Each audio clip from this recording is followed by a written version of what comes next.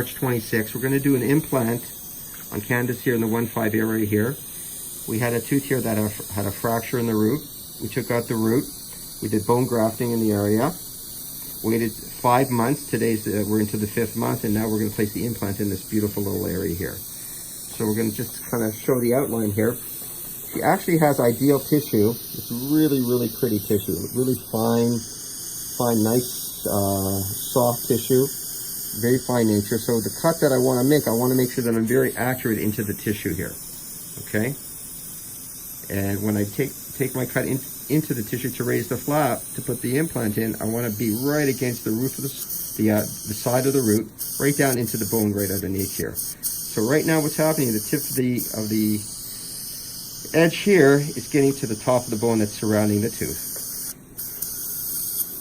It's a big hug. See, we want to be right along the root and push firmly into it to raise a nice clean flap, okay? I want to keep it as clean as possible, the surgery, with no mistakes.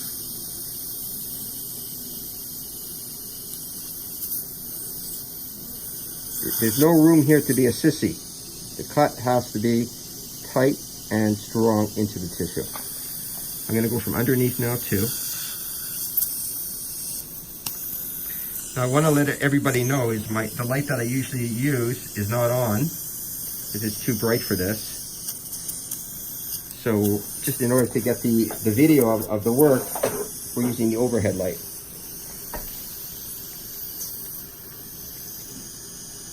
You see how I come from underneath, right up the center.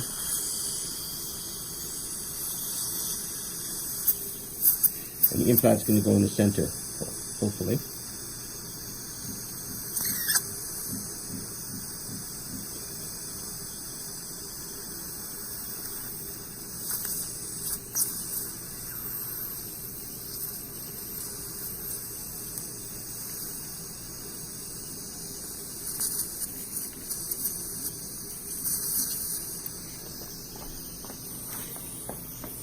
I went to a seminar a few years ago,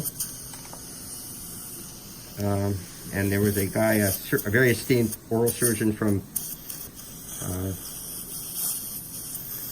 Pennsylvania. I forget his name. I think he's, a guy in his 60s, doing it for decades, and he does bone grafting.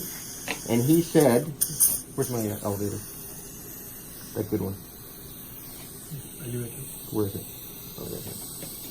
He said he waits 6 weeks and he goes in with his implant after taking out the tooth. So I have nothing to say on that one because I don't do that. And if it works for him, I think that's great, but that doesn't work for me. 5 months is a nice time.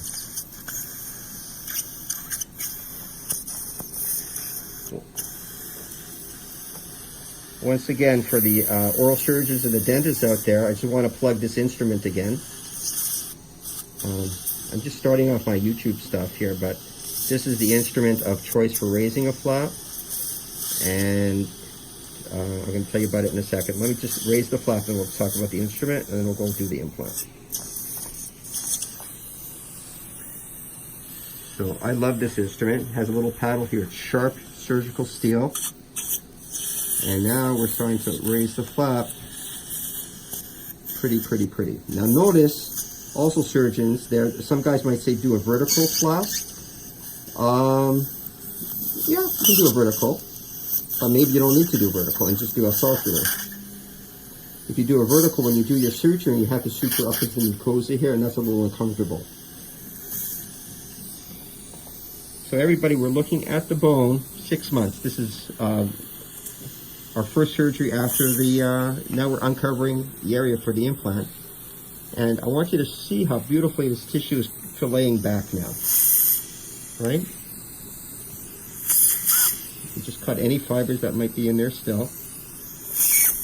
I really want to keep this nice and tight surgery with no tears, okay?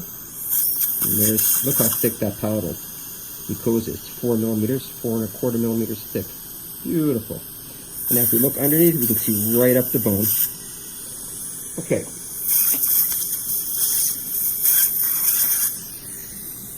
So before, 5 months ago, there was a hole here. We did the bone grafting. And you hear the tap test?